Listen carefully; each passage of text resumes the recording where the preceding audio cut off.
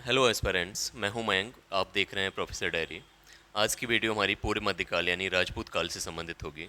राजपूत कालीन जितने भी राजवंश रहे हैं उनसे संबंधित सभी तथ्यों का यहाँ पे अध्ययन किया जाएगा। इसके साथ हमारी सेकेंड वीडियो आएगी जिसमें राजपूत कालीन सभी क्वेश्चंस, राजपूत कालीन जितने भी क्वेश्चंस आ चुके हैं राजपूत काल से, उनको डिस्कस किया जाएगा। तो आप ये दो वीडियो देखिए, ये आपकी थ्योरी की वीडियो है जिसमें सभी फैक्ट्स को बताया जाएगा।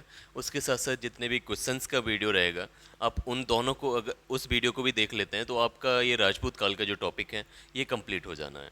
ठीक है, तो आप आपसे गुजारिश है कि आप वीडियो के अंत तक बने रहिएगा और चैनल को लाइक, शेयर एंड सब्सक्राइब जरूर करिए। तो स्टार्ट करते हैं अपना पहला वंश, गुर्जर प्रत्याहार वंश। यदि हम पूर्व मध्यकाल के गुर्जर प्रत्याहार वंश की बात करें तो इनके संस्थापक थे नागवट फर्स्ट, लेकिन वास्तविक संस्थापक वत्स राज को माना जाता है। ठीक है, मेहरभोज फर्स्ट इसी आपके वंश में हुए हैं और इस वंश के सबसे प्रतापी राजा थे मेहरभोज फर्स्ट, जिनको आदि बरा तथा प्रभास कहा गया है। ठीक है, जिनकी उपाधियां थी आपकी आदि बरा तथा प्रभास। महेंद्रपाल फर्स्ट भी इसी राजवंश में थे और इसी राजवंश के महेंद्रपाल फर्स्ट के दरबारी थे, अब एक प्रसिद्ध विद्वान थे जो इनके दरबार में रहते थे, जिनका नाम था राजशेखर। ठीक है, यानी राजशेखर महेंद्रपाल फर्स्ट के दरबार में रहते थे और ये वही राजशेखर हैं जिन्होंने कर्पूर मंजरी, काव्य मीमांसा, वित्तसाल वंजिका, बाल रामायण, भुवन कोश और हरबिलास जैसे ग्रंथों की रचना की है। ठीक है, तो इतने फैक्ट्स आपको ध्यान रखने, एक बार रिकॉल कर देते हैं। गुर्जर प्रत्यार वंश का संस्थापक था नागवट फर्स्ट। वत्सराज इस वंश का वास्तविक संस्थापक कहा जाता है। मेहरभोज फर्स्ट इस वंश के सबसे प्रतापी राजा हुए, जिनकी उपाधियां थी आदि बरा एवं प्रभास।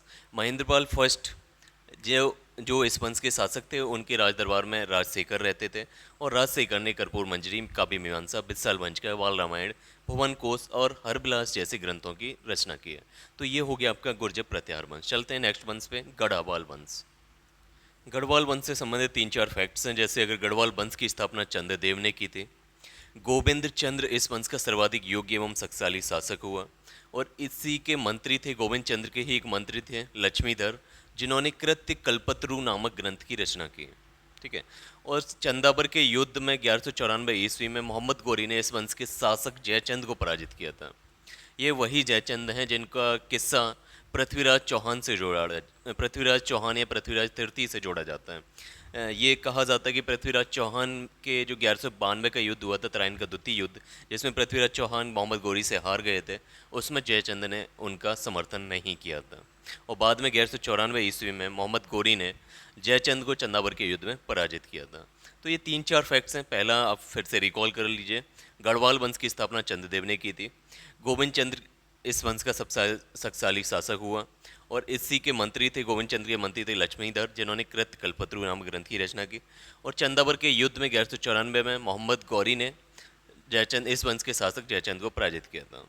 चलते हैं नेक्स्ट वंश, चाहमान वंश। यदि मैं चाहमान राजवंश या चौहान राजवंश की बात करूं, इनके संस्थापक थे वासुदेव। अजयराज फर्स्ट इसी चाहमान राजवंश में एक शासक हुए जिन्होंने अजमेर नगर की स्थापना की। ठीक है, बिग्रहराज फोर्थ ये भी इसी वंश के सबसे सर्वाधिक शक्तिशाली शासक हुए, जिन्होंने हरिकेल नामक नाटक की रचना की। और इसी वंश के शासक सोमदेव ने ललित विग्रहराज नामक ग्रंथ की रचना की है। पृथ्वीराज चौहान को पृथ्वीराज थर्ड भी कहा जाता है। चंद्रवरदाई जिन्होंने पृथ्वीराज रासो की रचना की, वो पृथ्वीराज थर्ड यानी पृथ्वीराज चौहान के दरबार में ही रहते थे। तराइन के प्रथम युद्ध यानी 1191 ईस्वी में हुआ तराइन का पहला युद्ध, जिसमें पृथ्वीराज चौहान ने मोहम्मद गौरी को पराजित किया। लेकिन तराइन का द्वितीय युद्ध अगली साल ही 1192 ईस्वी में हुआ, जिसमें मोहम्मद गौरी ने पृथ्वीराज चौहान को पराजित किया। तो ये सभी फैक्ट्स थे आपके चौहान वंश से संबंधित या चाहमान वंश से संबंधित। एक बार फिर से रिकॉल करिएगा, यहाँ पर आप आंखें बंद कर लें और फिर से सारी चीज़ों को रिपीट करें मन ही मन। तो चाहमान वंश का संस्थापक आपका वासुदेव। जब मैं बोलूँ उससे पहले ही आपके आंसर आ जाना चाहिए। अजयराज फर्स्ट ने अजमेर नगर की स्थापना की। बिग्रहराज फोर्थ इसी राजवंश का सबसे शक्तिशाली राजा हुआ, जिसने हरिकेल नामक ग्रंथ की रचना की। इसी प्रकार सोमदेव ने ललित विग्रहराज नामक ग्रंथ की रचना की। पृथ्वीराज चौहान को पृथ्वीराज थर्ड भी कहा जाता है और इसी के दरबार में चंद्रवरदाई एक प्रसिद्ध कवि रहते थे, जिन्होंने पृथ्वीराज रासो की रचना की। और हम दो युद्धों का जिक्र किया, एक आपका तराइन का पहला युद्ध, तराइन का सेकंड युद्ध। तराइन का पहला युद्ध 1191 ईस्वी, जिसमें मोहम्मद गौरी को जो पृथ्वीराज थर्ड था, पृथ्वीराज चौहान ने पराजित किया। जबकि तराइन के सेकेंड युद्ध 1192 ईस्वी में हुआ, जिसमें मोहम्मद गौरी ने पृथ्वीराज चौहान को पराजित किया। तो चलिए नेक्स्ट चलते हैं नेक्स्ट वंश की तरफ। तो नेक्स्ट राजवंश है आपका मालवा का परमार राजवंश। इस वंश की स्थापना 10वीं शताब्दी ईस्वी पूर्व में 10वीं शताब्दी ईसा में हुई थी। और इसकी जो स्थापना करने वाले थे उनमें उपेंद्र तथा कृष्णराज। कृष्णराज फेमस हैं, यानी उपेंद्र तथा कृष्णराज लोगों ने 10वीं शताब्दी ईस्वी में मालवा के परमार राजवंश की स्थापना की। इनकी जो राजधानी थी वो थी आपकी धारा नगरी, ठीक है, यानी धारा नगरी इस राजवंश की राजधानी रही है। इस राजवंश को स्वतंत्रता का संस्थापक, यानी इस वंश के स्वतंत्रता का संस्थापक मेनली हर्ष एवं सिंह सेकंड को माना जाता है। भोज, राजा भोज इस राजवंश के सबसे महत्वपूर्ण शासक हुए। इससे पहले भी हम एक भोज पढ़ चुके हैं, तो वो एक आपके मेहर भोज फर्स्ट थे जो गुर्जर प्रत्याहार वंश से संबंधित थे। लेकिन यहाँ पर हम जो भोज पढ़ रहे हैं ये मालवा के परमार राजवंश से संबंधित हैं और भोज इस वंश के सबसे महत्वपूर्ण शासक रहे हैं। और इन्हीं राजा भोज ने राजधानी धारा में सरस्वती मंदिर का निर्माण करवाया। साथ ही साथ इन्होंने सरस्वती कंठाभरण, श्रृंगार प्रकाश, प्राकृत व्याकरण, कूर्म शतक, युक्ति कल्पत्रु तथा सम्रांगण सूत्रधार आदि ग्रंथों की रचना की है, ठीक है। और यही वो भोज थे जिन्होंने भोपाल में, यानी मध्य प्रदेश के भोपाल में भोजसर नामक झील का निर्माण किया। और यही वो भोज थे जिन्होंने त्रिभुवन नारायण मंदिर का चित्तौड़ में निर्माण करवाया है, ठीक है। तो ये आपका परमार राजवंश से संबंधित सभी फैक्ट्स थे, एक बार फिर से रिकॉल कर ले रहे हैं। तो अगर हम मालवा के परमार राजवंश की बात करें तो इसकी स्थापना का श्रेय आपका उपेंद्र तथा कृष्णराज नामक दो व्यक्तियों को मिलता है और इसकी स्थापना 10वीं शताब्दी ईसा में हुई थी। इनकी राजधानी धारा नगरी रही है। परमार वंश की स्वतंत्रता का संस्थापक हर्ष और सिंह सेकंड को माना जाता है। इस वंश के सबसे महत्वपूर्ण शासक आपके भोज हुए हैं जिन्होंने राजधानी धारा में सरस्वती मंदिर का निर्माण कराया, चित्तौड़ में आपका त्रिभुवन नारायण मंदिर का निर्माण कराया, भोपाल में भोजसर नामक झील बनाई। इसी के साथ साथ उन्होंने सरस्वती कंठाभरण, श्रृंगार प्रकाश, प्राकृत व्याकरण, कूर्म शतक, युक्ति कल्पत्रु तथा सम्रांगण सूत्रधार नाम आदि ग्रंथों की रचना की है, ठीक है। तो ये हुआ आपका मालवा का परमार राजवंश। नेक्स्ट हम बात करते, अगला है हमारा चंदेल राजवंश। तो आप नेक्स्ट हम बात करते हैं चंदेल राजवंश की, जो बुंदेलखंड वाले क्षेत्र में मुख्यतः मिलता था। तो बुंदेलखंड का पहले का नाम आपका जेजाग भुक्ती था, यानी बुंदेलखंड का प्राचीन नाम जेजाग भुक्ती था। चंदेल वंश की स्थापना 831 ईस्वी में नन्नुक ने की थी, ठीक है, यानी इसकी स्थापना का श्रेय नन्नुक को दिया जाता है। इनकी पहले राजधानी रही है कालिंजर और इस राजधानी कालिंजर को शिफ्ट किया था खजुराहो में राजा धंग ने, ठीक है, यानी इस वंश के राजा धंग ने राजधानी कालिंजर से खजुराहो स्थानांतरित किया। इस वंश के शासक विद्याधर एकमात्र ऐसे भारतीय नरेश थे जिन्होंने महमूद गजनबी की महत्वाकांक्षाओं का सफलतापूर्वक प्रतिरोध किया था।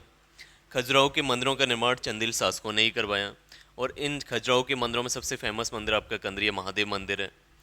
इसके साथ साथ कुछ अन्य मंदिर भी हैं खजुराहो में, जैसे जगदम्बिका का मंदिर, चित्रगुप्त का मंदिर, विश्वनाथ मंदिर तथा पार्श्वनाथ मंदिर, ठीक है। तो ये सभी फैक्ट्स थे आपके चंदेल वंश से संबंधित, एक बार फिर से रिकॉल करते। चंदेल राजवंश आपका बुंदेलखंड में देखने को मिलता है और इसका प्राचीन नाम जेजाग भुक्ती था। बुंदेलखंड का प्राचीन नाम जेजाग भुक्ती था। चंदेल वंश की स्थापना नन्नुक ने की थी। राजा धंग ने इनकी राजधानी जो पहले कालिंजर हुआ करती थी उसको चेंज कर दिया, खजुराहो कर दिया था। इन्होंने खजुराहो यानी जो इनकी राजधानी थी उसमें कई सारे मंदिर बनवाए। उनमें सबसे फेमस मंदिर था आपका कंदरिया महादेव मंदिर। इसके साथ साथ कुछ और मंदिर थे जैसे जगदम्बिका का मंदिर, चित्रगुप्त मंदिर, विश्वनाथ मंदिर, पार्श्वनाथ का मंदिर। और इन्हीं चंदेल वंशी शासकों में एक विद्याधर हुए जिन्होंने महमूद गजनबी की महत्वाकांक्षाओं का सफलतापूर्वक प्रतिरोध किया था। तो ये सभी फैक्ट्स थे आपके चंदेल वंश से संबंधित। नेक्स्ट हम बात करते हैं त्रिपुरी की कलचुरी चेदी वंश की। तो चलिए देखते हैं हम त्रिपुरी का कलचुरी या चेदी वंश। इस चेदी वंश के संस्थापक थे आपके कोकल फर्स्ट। इनकी राजधानी थी त्रिपुरी, यानी जो त्रिपुरी का कलचुरी चेदी वंश का जो रीजन था जहाँ पर ये लोग रहते थे वो था आपका बुंदेलखंड का दक्षिणी, यानी दक्षिण वाला रीजन, यानी आपका जबलपुर वाला रीजन, ठीक है। तो वहाँ पर ये लोगों का निवास था और इनकी जो राजधानी थी त्रिपुरी थी। भेड़ाघाट जो आज जबलपुर में है वहाँ पर इन्होंने 64 योगिनी मंदिर का निर्माण करवाया था और इसी वंश के शासक युवराज देव फर्स्ट के कार्यकाल में इस मंदिर का निर्माण हुआ। राजपूत राजाओं में गांगे देव जो इस वंश से संबंधित थे उन्होंने सबसे पहले सोने के सिक्के चलवाए थे या स्वर्ण सिक्के चलवाए। तो ये सभी फैक्ट्स थे त्रिपुरी के कलचुरी चेदी वंश से संबंधित। दोबारा से एक बार रिवाइज कर ले रहे हैं। तो इस वंश का संस्थापक आपका कोकल फर्स्ट माना जाता है। इनकी राजधानी त्रिपुरी थी। 64 योगिनी मंदिर इन्हीं के कार्यकाल में बना, और जो राजा था उस समय वो था आपका युवराज देव फर्स्ट। और गांगे देव जो इस वंश से संबंधित शासक था, उसने सोने के सिक्के प्रचलन में लेके आए थे। ठीक है, तो चलिए नेक्स्ट वंश है हमारा गुजरात का चालुक्य अथवा सोलंकी वंश। नेक्स्ट हम बात करते हैं गुजरात के चालुक्य तथा सोलंकी वंश की। तो इस वंश की स्थापना की थी मूलराज फर्स्ट ने। इस वंश के शासकों की राजधानी रही है आपकी अनहिलवाड़, इस वंश की राजधानी थी।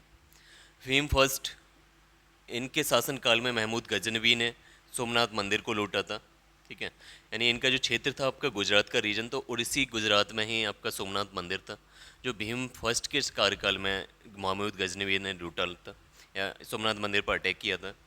और इसी भीम फर्स्ट के मंत्री थे बिमल शाह, जिन्होंने माउंट आबू पर्वत पर दिलवाड़ा के प्रसिद्ध जैन मंदिरों का निर्माण करवाया। यानी ये जो वंश था चालुक्य वंश, ये आपका जैन धर्मावलंबी थे। यहाँ के इसके जो राजा थे मेनली जैन धर्म के अनुयायी थे, और उन्हीं जैन धर्म के पोषक भी रहे हैं। ठीक है, तो इसी भीम फर्स्ट के मंत्री थे बिमल शाह, जिन्होंने प्रसिद्ध जैन मंदिरों का निर्माण करवाया दिलवाड़ा में।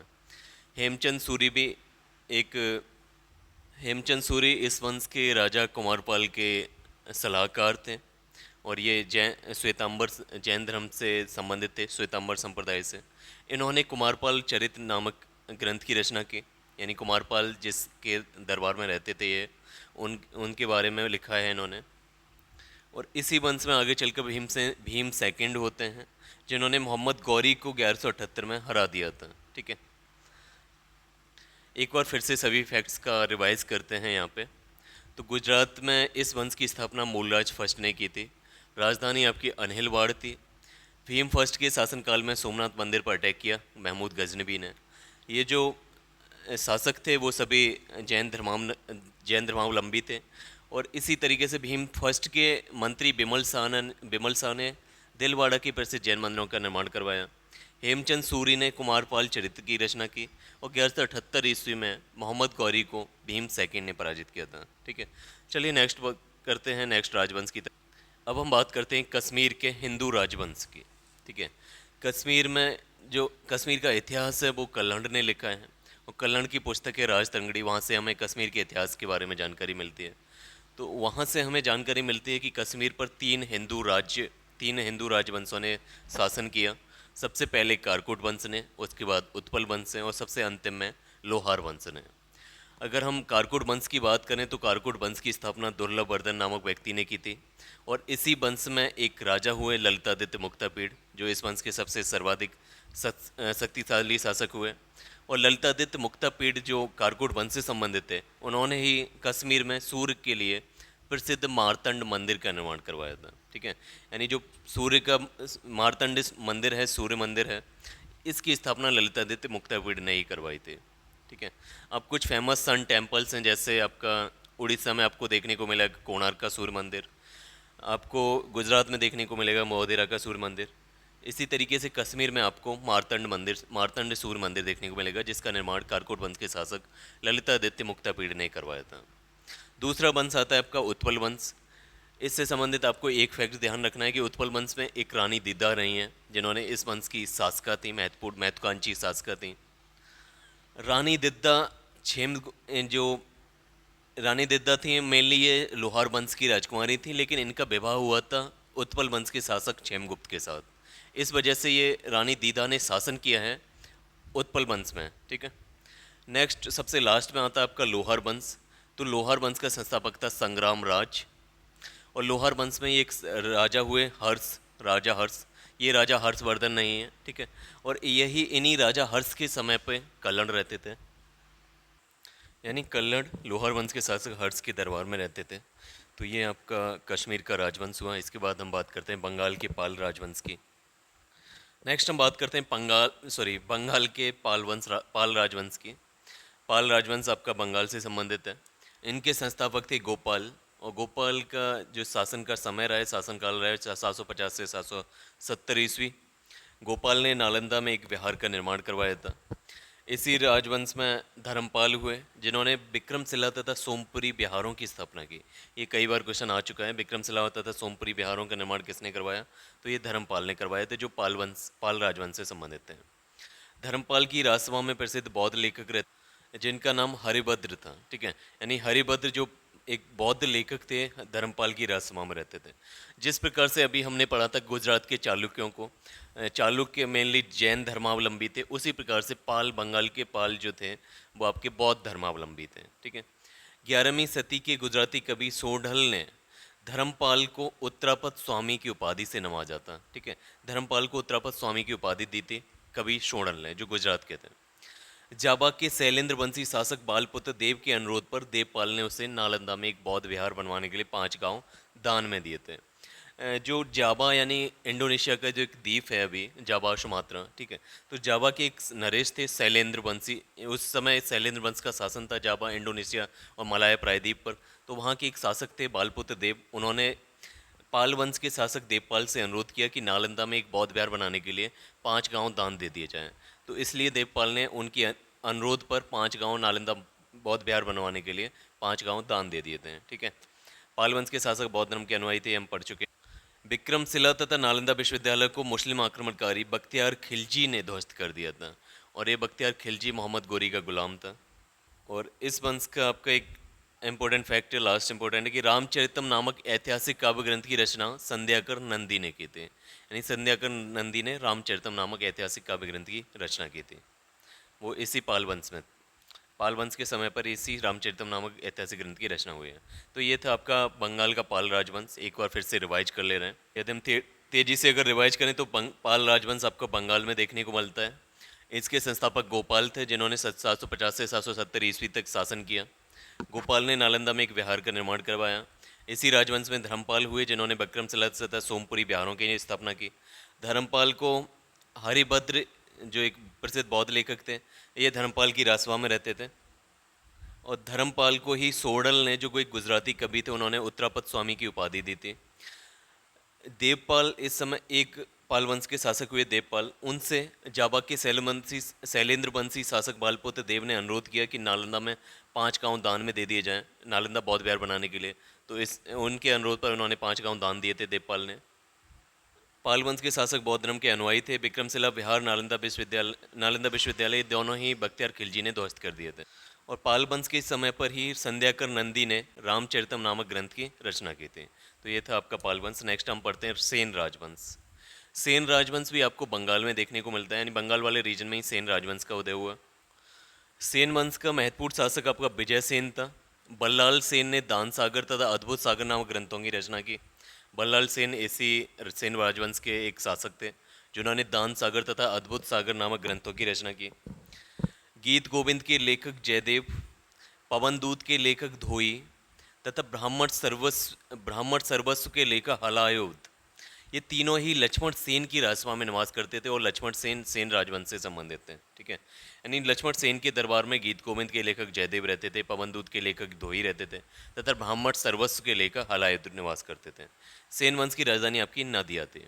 तो ये था आपके सेन राजवंश से संबंधित सभी इंपॉर्टेंट फैक्ट्स। नेक्स्ट हम बात करते हैं कामरूप का बर्मन वंश। यदि हम कामरूप के बर्मन वंश की बात करें तो कामरूप आपको असम के रीजन में देखने को मिलेगा। कामरूप में बर्मन वंश का उदय हुआ, और इसकी स्थापना पुष्य बर्मन ने की थी। बर्मन वंश की राजधानी प्राग ज्योतिष थी। ठीक है। यानी प्राग ज्योतिष में इनकी राजधानी रही है, कैपिटल सिटी रही है। और यहाँ के एक इम्पोर्टेंट शासक का नाम आपको हर्षवर्धन के समय देखने को मिलता है। वो थे आपके भास्कर बर्मन, जो हर्ष के समकालीन थे। और भास्कर बर्मन ने हर्ष ने भास्कर बर्मन की सहायता से, जो शशांक राजा था, यानी गौड़वंशी शासक था शशांक बंगाल का, उसके खिलाफ युद्ध जीता था। ठीक है। उससे बदला लिया था हर्ष ने भास्कर बर्मन के साथ मिलकर। तो ये थे आपके पूर्व मध्यकाल के सभी राजपूत वंशों का वंशावली और उनसे संबंधित सभी फैक्ट्स। पूर्व मध्यकाल से जितने भी फैक्ट्स पूछे जा सकते हैं वो सभी थे यहाँ पे। तो नेक्स्ट वीडियो मैं जितने भी क्वेश्चंस हैं राजपूत वंश से या पूर्व मध्यकाल से संबंधित, उसको कवर करेंगे। आप ये 2 वीडियो देखिएगा, आपका सारा फैक्ट्स यहाँ पे रिवाइज हो जाएगा। आपके जितने भी क्वेश्चंस पूछे जाते हैं वो सभी इन 2 वीडियो से टैकल हो जाएंगे। तो आप केवल ये 2 वीडियो देखिए, हमारे चैनल के साथ लगातार बने रहिएगा। आपकी जीएस, यूपी पैट की, यूपी पुलिस की, UP PCS pre, UP RO, इन सब की जीएस हम इन वीडियो सीरीज के तहत ख़त्म कर देंगे। तो चलिए, जय हिंद, शुक्रिया।